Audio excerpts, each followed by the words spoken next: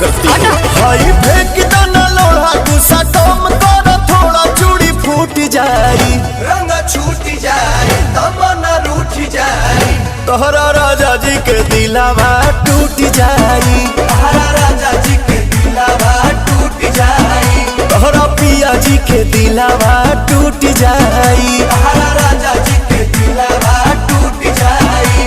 हमारा बाबू नहीं बाबू नहीं बाबू नहीं